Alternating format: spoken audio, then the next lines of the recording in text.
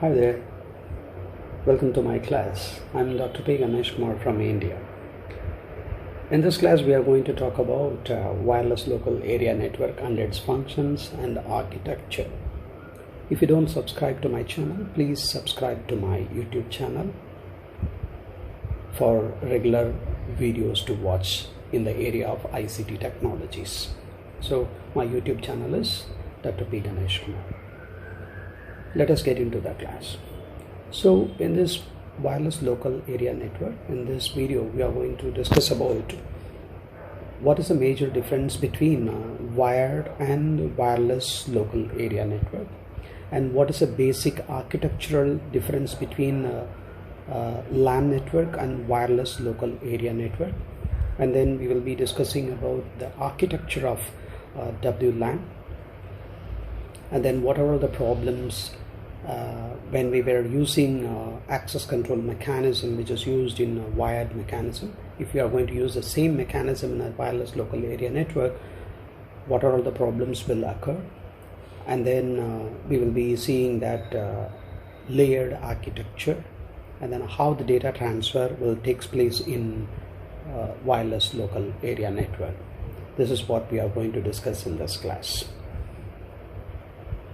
So first, nowadays the wireless domains are increasing very rapidly. It is a very fast manner, it is growing. So everyone wants to have a wireless communication, because the wired communication will have its own disadvantages as well as it's having its own complexity. If you want to increase, if you want to very fast, you want to develop your own network, so by means of wired it is going to be a complex process. And also you cannot move from one place to the another place. It is a highly portable in nature in wireless communication methodology. So everyone will try to move on to wired communication into a wireless communication. So which is by default, which is going to remove the cables. With the help of some network devices, we could able to send and receive that data, which we will start from even some small office to nowadays all the corporate offices also, they will be moving into a wireless communication. And even if you go to some general public network, like if you go to an airport or railway station or public transport services, there also in public places also the wireless communication is most preferable. So now let us see how the wired and wireless, the basic functionality is different. So in this, if you can see that if it is going to be on a wired LAN network, if it is, we call it as an isolated LAN network. In this isolated LAN network, you can see that diagram. There is a one switch. The switch may have the capability. In that capability, how many ports are available. Based on that, you can able to connect the number of hosts to the switches, so that you can able to make your wired LAN network. Whereas if I'm going to make it as a wireless domain, so in this every host will have an own trans receiver. If it can able to capable of transmit as well as receive, then automatically these four devices we can able to make it as a single network. It is an ad hoc in nature. So even in wireless also, infrastructure based network is there, as well as infrastructure less ad hoc based networks also available. Now we can see that wired LAN versus wireless LAN, how which is going to be connected to an internet. So this is what the first diagram, it shows the wired LAN network. So one switch is going to be there, all the hosts are going to connected to an switch. That switch is connected to an router, so that router is which is going to connect to an internet, wired internet. Whereas if we take it as an infrastructure network, so in this infrastructure network there are one common access point is going to be there. Through that access point all the devices are going to be connected, and that access point is connected to the router in a wired manner. So that router, which is by default which is going to connect to an worldwide internet in an infrastructure based. This is infrastructure based LAN network which is having a wireless LAN facility also. Now let us see that we know that the access control mechanism, if it is going to be a wired LAN network, the access control mechanism, any data communication, any data communication between the devices, the access control mechanism is an important. We know that initially the multiple access mechanism is there, and then carrier sense multiple access mechanism is there, and then carrier sense multiple access with collision detection is there in wired LAN network. So we all know that how CSMA bar CD it works. So carrier sense multiple access with collision detection. If any two device which is going to send and receive the data in a wired LAN network, if there is a collision, immediately it is going to be detected and the retransmission will take place. So that same access control mechanism cannot suitable for wireless LAN network. Now we are going to see that what are the major reasons why the CSMA bar CD cannot be used in a wireless LAN. There are three major reasons why the CSMA bar CD cannot be fit into a wireless LAN. The first and foremost point is the wireless host which do not have enough power to send and receive at the same time. For example, if you see that all your devices, most of your devices are going to be battery operated devices. I may be using my laptop or tab or my mobile devices, so which is having a limited battery powered sources, so which do not have enough power to send and receive at the same time. And the second important point is the hidden station problem, which prevents the collision detection. Some of the stations which is not appear to other stations, that we will see the next slide.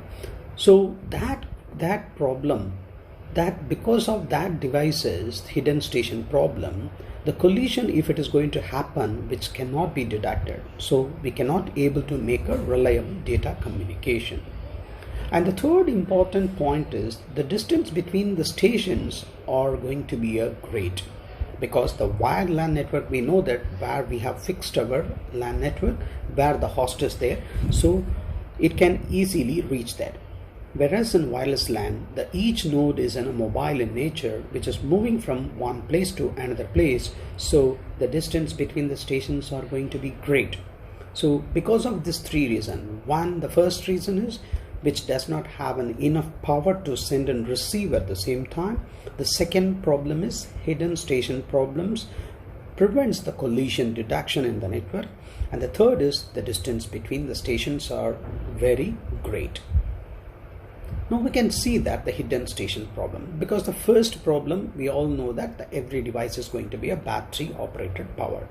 So if you see this diagram, there are three stations, three hosts, A, B and C. So in center we kept A, and left hand side B, and right hand side C. Now the B's range, B station's ranges, it can able to reach A, but it cannot able to reach C. Whereas C, the C's ranges which can able to reach A, but C cannot reach B. So according to this, C is hidden station of B. Same way, the station B and C are hidden from each other, but A can able to reach B, at the same time it can able to reach C.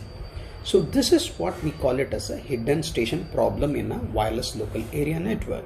So what happens is, if you are trying to use this CSMA bar CD access control mechanism here, then the data transfer takes place at both the time A to C as well as A to B. There is a possible for collision will occur, which cannot be detected.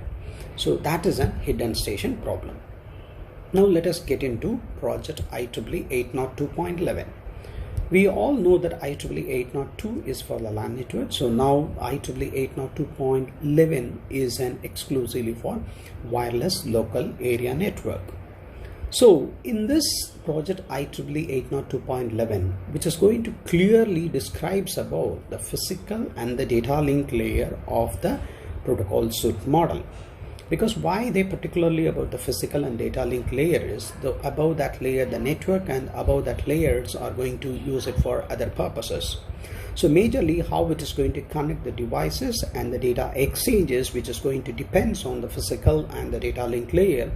So this project IEEE 802.11, which clearly explains about the physical and data link layers, which we call it as a wireless Ethernet, because we know that the wired network we call it as an Ethernet. So here we call it as a wireless Ethernet in IEEE 802.11.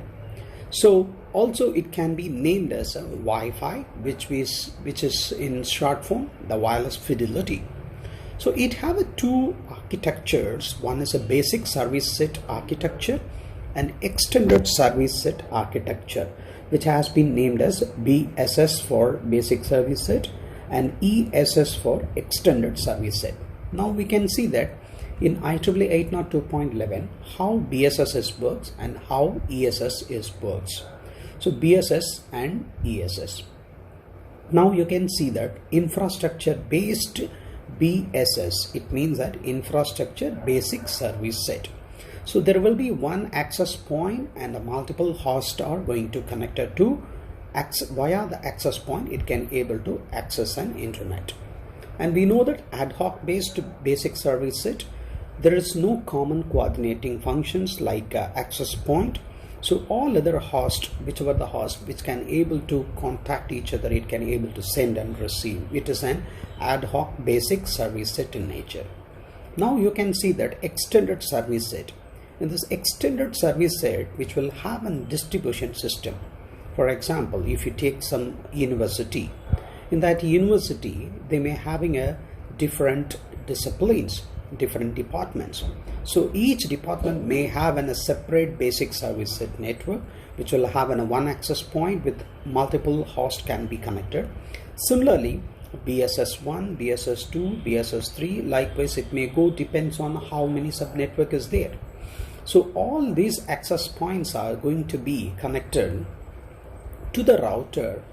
So this router is going to connect it to your server or the gateway. So this is what we call it as a distribution system, which we common structure is going to be an extended service set. So service is going to be extended for multiple ways and means. Now we can see that the MAC layer, MAC sublayers. So we know that the MAC will have two sublayers. One is a distributed coordination function and the other one is a point coordination function. Hope you can remember the physical layer and then the data link layer. In the data link layer, which will have two sublayers, one is a logical link control LLC and medium access control MAC sublayers. So here we have two types of coordination function. One is a distributed coordination function DCF, another one is a point coordination function PCF, and then LLC sublayers and the physical layer. Now let us see each layer and its functionality. MAC layers in a WLAN. If you see that architecture of the layers, so the bottom is on a physical layer which will have an IEEE 802.11, which will have a multiple connecting mechanism. For example, FHSS, frequency hopping spread spectrum mechanism, distributed sequences mechanism, and infrared orthogonal frequency division multiplexing, which will have a different spread spectrum technologies.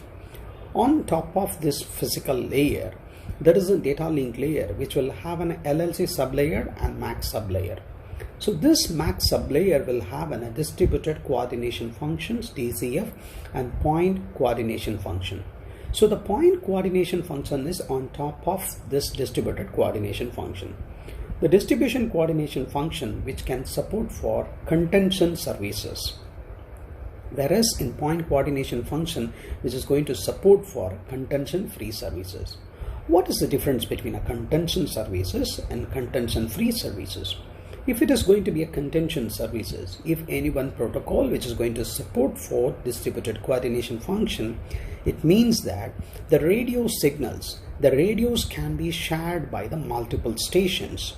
Whereas if it is going to be a point coordination function, contention free services, ultimately which is going to use for the time division multiple access mechanism, so that there is a possibility of collision is going to be a very less in point coordination function. This is what the DCF and BCF, and then it will move on to the LLC sublayers. This is how the MAC sublayers will work. Now let us see how the data exchange is happening between the WLAN network. So we all know that carrier sends multiple access with collision avoidance and network allocation vector is going to be used in a WLAN network. So what is carrier sends multiple access with collision avoidance? So it will avoid the collision occurs in that WLAN with the help of the network allocation vector. Now in this diagram you can see that now you assume that this source is going to send a data to that another one destination. You assume that there are 4 hosts in the network. So now this source want to send a data. Now first it will send in, source will send a request to send to destination station, and then now the destination will give a signal to clear to send to source as well as all other devices, all other hosts in the network. So other 2 stations, what data which is going to send and how much duration it is going to be based on that network allocation vector, which is going to share to all other stations in the network, so that other stations won't try for any other data transfer or won't try for any other data exchange in the network during that network allocation vector, so that now the source and destination can exchange the data, so that there won't be possibility for collision. So this is where the collision carrier sends multiple access with collision avoidance will work with the help of network allocation vector. So now the data transfer will take place after the data transfer during that network allocation vector time, duration time, and then the acknowledgement. Once the data exchange is finished, then the acknowledgement will share to all other devices in the same network, so that the other station will get a right to send the data. Here there are 2 types of interframe space times are going to be there. One is a short interframe space, another one is a differential interframe space. If you see that whenever the source wants to send a request to send, it will wait for a differential interframe space if any other data or any other devices is sending a data or not in the network. And then if it is a free, channel is free, then it will send a request to send, and then destination station wait for a short interframe space and it will send and clear to send to all other stations. Likewise, the interframe space times are going to be used for sending a data with the help of CSMA or CA with network allocation vector. So now we can see that how the repetition intervals are going to happen, how the access points are going to be polling the secondary station. In that particular network there may be a 20 or 30 systems are there, how it is going to be polled and which stations are going to be exchange the data. For example, here you can see that first in access point, which will waiting for point interframe space. After the interframe space, it will send a beacon frames to the entire network. All other devices will receive and beacon messages, and then which is going to poll after the short interframe space, and then whichever the polled station wants to send a data, which is going to acknowledge with the data. So what data it is going to send, as well as which is going to send an acknowledgement. First which is going to send an acknowledgement, and then the data which is going to send. Then after sending this, the short interframe space, then the access point will send an acknowledgement plus the polled messages, and then contention free, which is going to end. Once all the data has been exchanged, then the channel is going to be a contention channel. So any other station after that, it can able to send the data. So this is how the repetition interval, which is going to continue to the network for each and every systems, can get their own turn to send the data. Now let us see the frame format in the WLAN. So if you see that the frame format, the frame control is an important. So the frame control FC, which is going to be 2 bytes, and then the duration, that is going to be 2 bytes, and then addresses. There are 4 types of addresses are going to be used. One is a source address, source AP and destination AP, source device as well as the destination device. So all the packets will not use all the datagrams, which is not going to use all the 4 addresses. That also going to be defined by the frame control unit. So 4 addresses, and then the sequence control, frame body, frame check sequence for error control. Now we are going to discuss about the frame control. In this frame control, the first field 2 bits are going to indicate that the protocol version, what protocol version it belongs to. And then we are going to see that what is the type and what is the subtype. So next slide we will be seeing that what is the type and what is the subtypes, and then to distribution system and from distribution system. By using this to distribution system, from distribution system, that 2-bit pattern which is going to decide that what type of addresses which has been used in that WLAN. For example, the 4 addresses there, it is not mandatory for all the packets will use this all the 4 addresses. Depends on this bit pattern. If it is going to be a 00, 2 addresses are going to be there.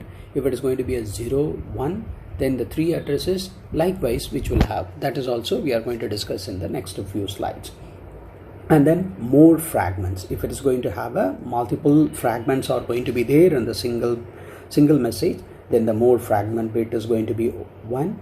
If it is going to be a retry bit is 1, then it understood that the packets is going to be retransmitted. And the power management, whether the system is using in the power management, power control mode, and if it is going to be a more data is going to be sent, then that bit is going to be 1. And wired equivalent privacy, WEP, which is going to be, and whether it is going to use for encryption or not. And the last one bit is going to be reserved for any other purposes. Now we can see that the subfields, the first one is a version, so whatever we have explained here, that is given in this table.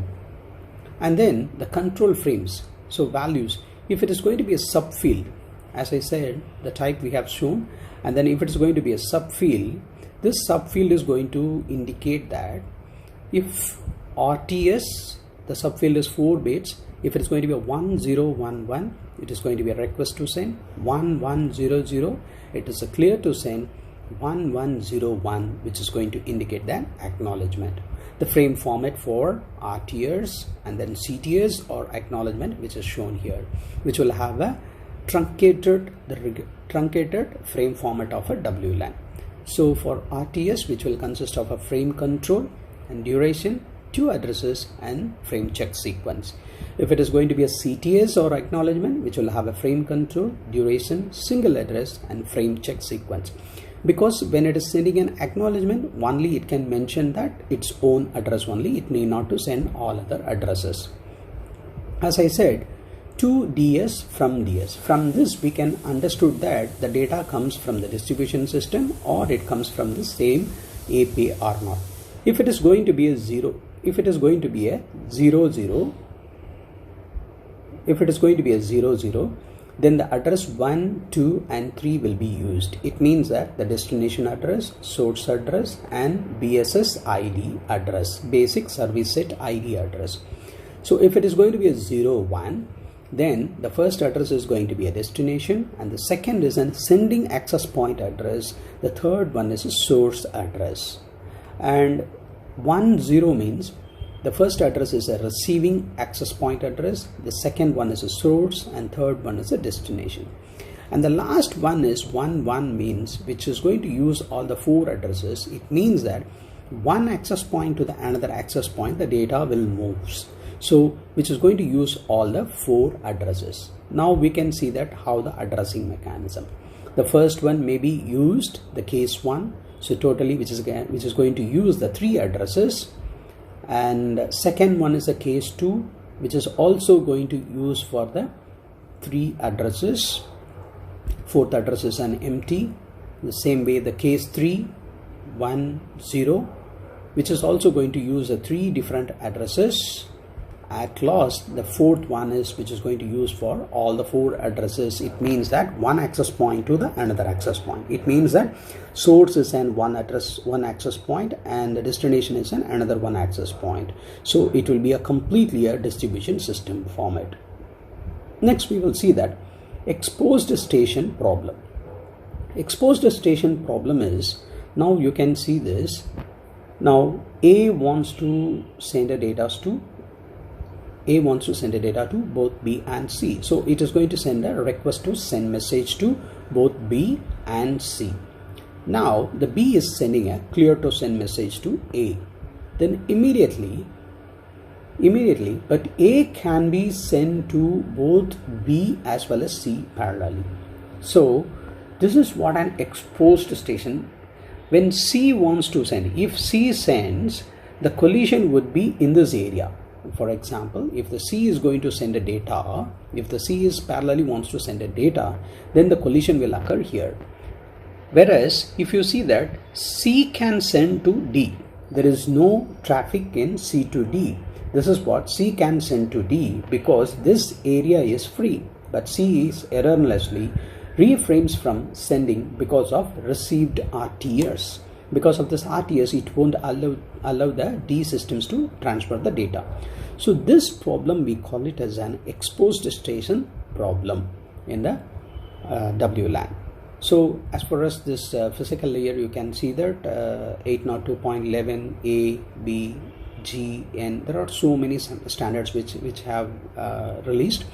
And only thing is that what is the technique which is going to use, whether it is going to use orthogonal frequency or differential spread spectrum or a frequency spread spectrum, with that which is going to indicate that what is a frequency band which is going to use and what the modulation, and each one will have a different data rate speed. And you can also see the modems which is going to indicate that what is the physical layer protocol it is, that also which has been mentioned. Hope you understood the concepts. Let me recap the session. So first we have seen that what is a wired communication, what is a wireless communication, and why we are going for a wireless communication. And then we have discussed about what is a wired LAN and wireless LAN network. And then we discussed that what is an access control mechanism. In access control mechanism, why the CSMA BART CD cannot be used in WLAN. So this WLAN is going to use for carrier sense multiple access with collision avoidance with network allocation vector. With that, it can able to avoid the collision. And then we discussed about the layered architecture. It means the layered architecture majorly which is going to focus the physical and data link, how the physical and data link. And then we discussed contention and contention free with the help of point coordination function and distributed coordination function.